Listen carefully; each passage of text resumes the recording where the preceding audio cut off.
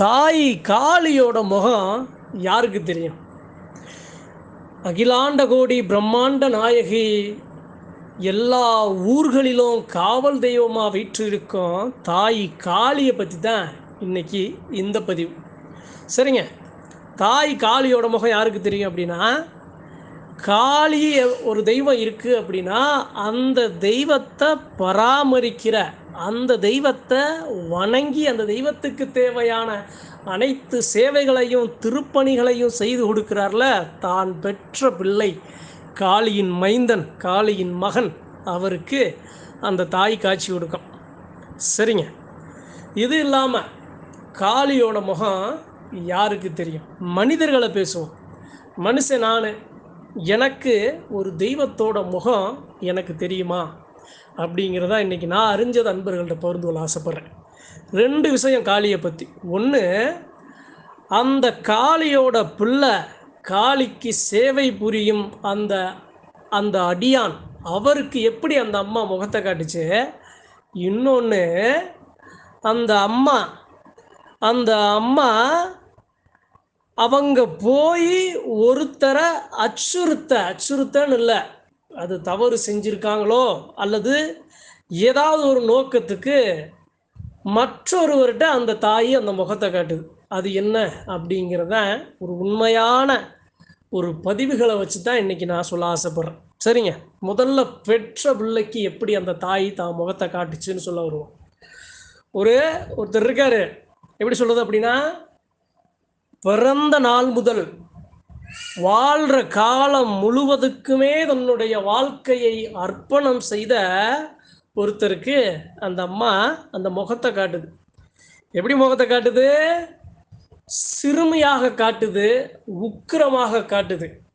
சிறுமியாக எப்படி காட்டுதுன்னு பார்ப்போம்.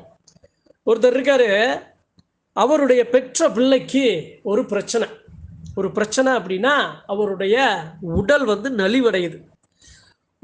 எப்படி சொல்கிறது அப்படின்னா, யாராலும் காப்பாற்ற முடியலை, மருத்துவர்களே அந்த இடத்துல இன்னும் பரிசோதிச்சுட்டு இருக்காங்க, ஆனால் முழுமையாக குணமடையலை. அப்படிங்கிற பட்சத்தில் அந்த அம்மா என்ன பண்ணுது, என் பிள்ளை என்னைய நாளும் வணங்கி எனக்காக வாழ்க்கையை அர்ப்பணம் செஞ்ச என் பிள்ளை படுக்கையாக கிடைக்கான், நான் அவனை போய் நான் சரி பண்ணி கொண்டு வரணும்னு அந்த அம்மா என்ன பண்ணுது, அந்த பிள்ளை எந்த மருத்துவமனையில் இருக்காரோ அந்த மருத்துவமனைக்கு அந்த தாய் போகுது. எப்படி போகுது?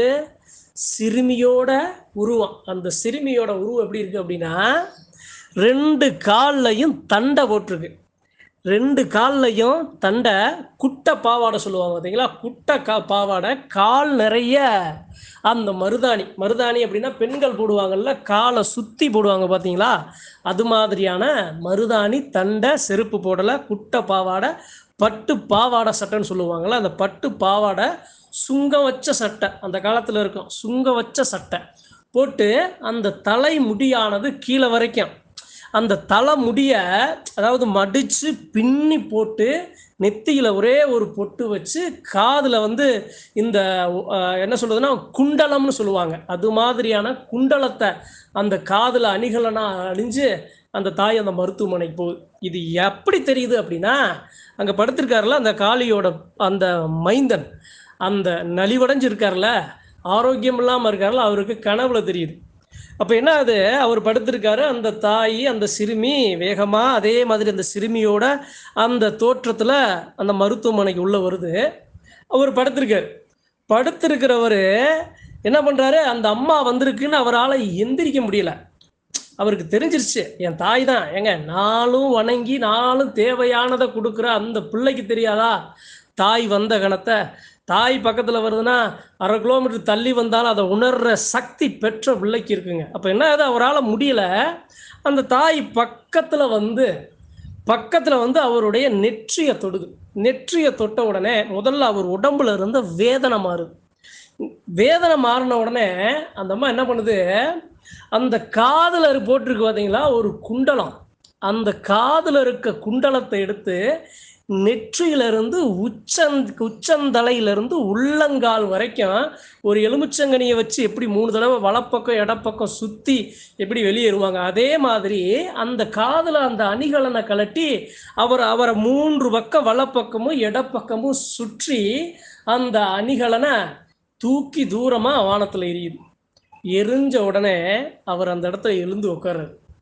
அதாவதுங்க, அந்த தாய் எதுக்கு வருது? என் பிள்ளைய நான் காக்கணும்னு தான் அணிஞ்ச அணிகலனை ஒரு எப்படி சொல்றது அப்படின்னா ஒரு ஒரு எப்படி சொல்றது அப்படின்னா ஒரு சில சைவ கனிகளாகவும் ஒரு சைவ ஒரு காவுகளாகவும் அதை மாற்றி இருக்கிற பிரச்சனையை பிள்ளைகிட்ட இருந்து சரி பண்ணணும் அந்த சாங்கியம் பண்ணி அந்த இடத்துல தோற்றத்தை வெளிப்படுத்துது.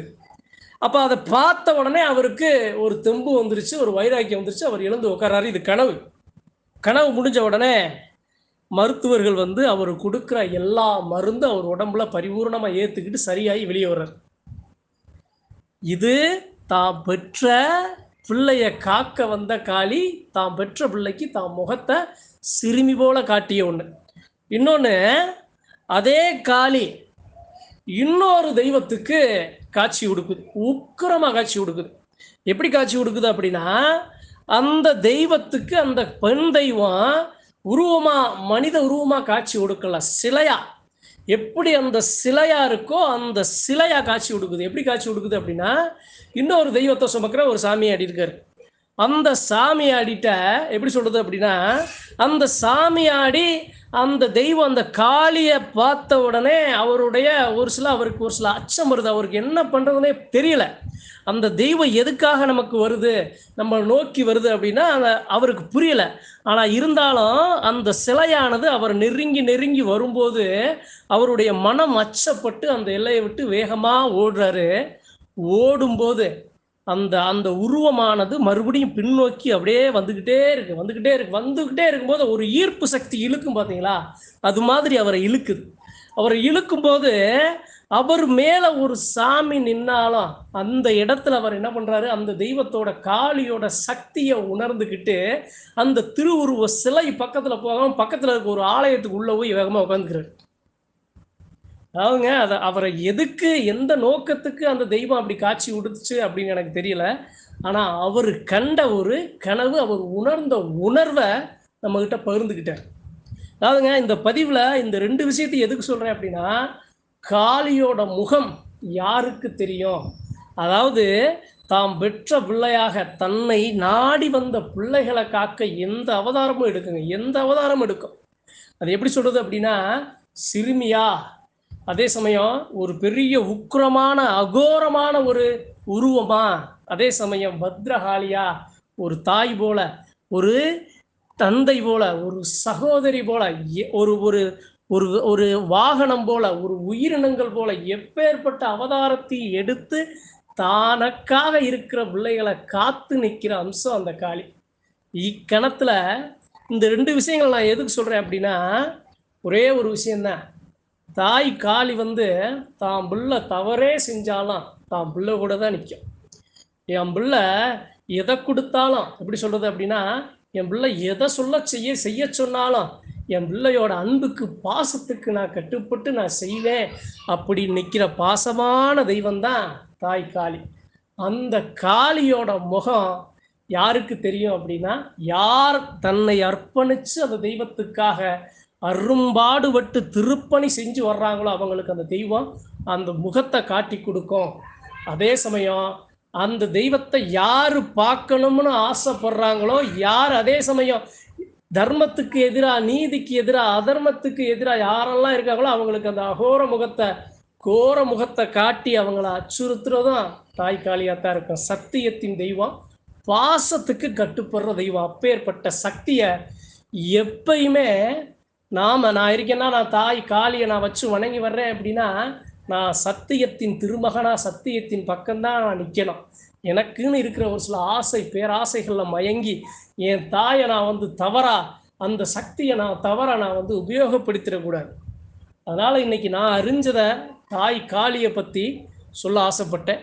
இக்கணத்தில் அந்த அகிலாண்ட கோடி பிரம்மாண்ட நாயகி, அந்த ஆதிபரா சக்தி, உலகத்தின் படைத்தல், காத்தல், அழித்தல் என்றும் அந்த ஆதி சிவனின் சரிபாதியின் அம்சம் காளியை கணத்துல பரிபூரணமா வணங்கி அந்த தெய்வத்தை மறுபடியும் வணங்கி நன்றி வணக்கம் மற்றும் ஒரு பதிவில் சந்திப்போம்.